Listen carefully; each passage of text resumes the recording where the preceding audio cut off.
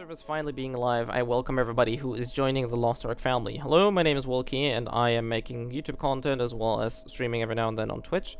This here serves the purpose of giving you a brief overview about the collectibles in Lost Ark. I did make an in-depth video on each of these collectibles separately. You can find that in the description below. Outside of this, let's start with the in-game function. You can bring up the menu by pressing ALT+L, and that'll show you your progress as well as the collectibles that exist on the game. Starting with island tokens, these are obtained by doing island quests, killing specific bosses, and doing other things. Most notably in terms of rewards are definitely the 15 and 20 island hearts or island token rewards. The compass allows you to travel faster, as well as explore islands more quickly, and the greater skill potions or 6 skill points for your entire account. Very good. A lot of the other rewards are also pretty good, but in terms of like necessity, I would say these are definitely the ones that you should aim for, and whenever you have time or feel like it, definitely go for more. Giant's Hearts, I think by far the most important collectible for especially newer players. While they are a little bit more annoying to obtain than some of the island tokens, you have in total 12 skill points locked behind, as well as runes and other good items. So definitely make sure you get those as quickly as you can. You can check, for example, sites like papunica.com, and they tell you where and how to obtain those. Omnium Stars are available once you hit tier 3, which is Punica. This is not something that you can do very early in the game. It's, I think, the only collectible that actually has no bad rewards. All of these rewards are actually pretty useful. Some may not have the use for these runes overall, but 12 skill points again, stat potions, really good. Definitely get them once you hit Punica. Masterpieces. This is a bit one of the collectibles that I think is more or less optional. However, there's a lot of gold to be found within those masterpieces. The downside here is that collecting these masterpieces is a fairly long task, and usually those are locked behind RNG or other collectibles, so be prepared for some grinding or for some traveling around. Mokoko Seeds, now these are probably the most prominent collectible in the entire game, as well as being the mascot of the game. Unfortunately, I think it's also one of the weakest ones overall. Like, a lot of these rewards are very situational, and most people will probably not use them at all.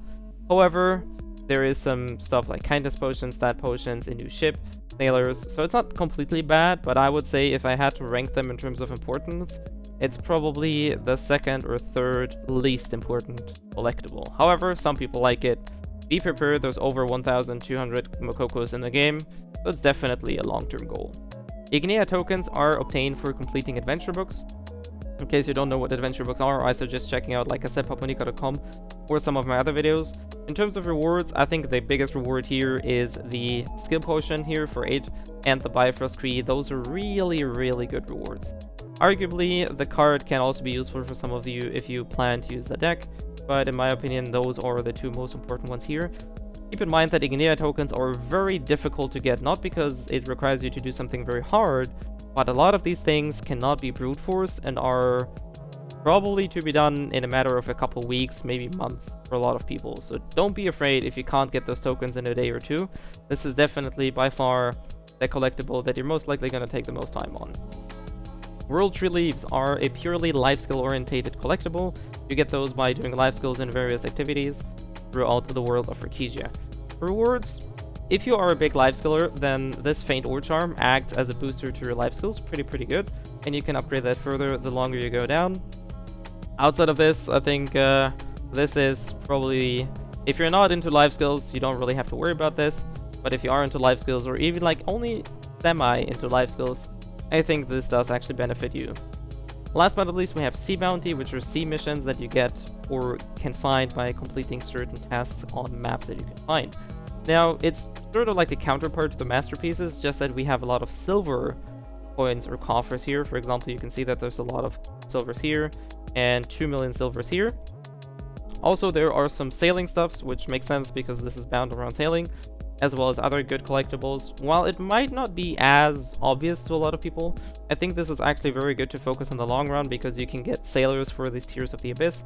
A lot of other collectibles are locked behind this as well, so definitely I think very important. TLDR is, ultimately you want to get all of these, but if I were to have to rank them in terms of importance, I'd say get Giant's Hearts, Island Tokens, Omnium Stars once you're in Papunica, Mokoko Seeds, well actually Masterpieces, Mokoko Seeds, Ignea Tokens, World Tree Leaves, and C Bounty or C Bounty if you are not into life skills. And that is it. Like I said, a link to the playlist to all of the collectibles separate guides is going to be found in the description below.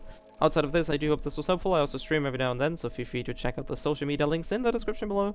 I do wish everybody to stay safe, and I'll see you next time.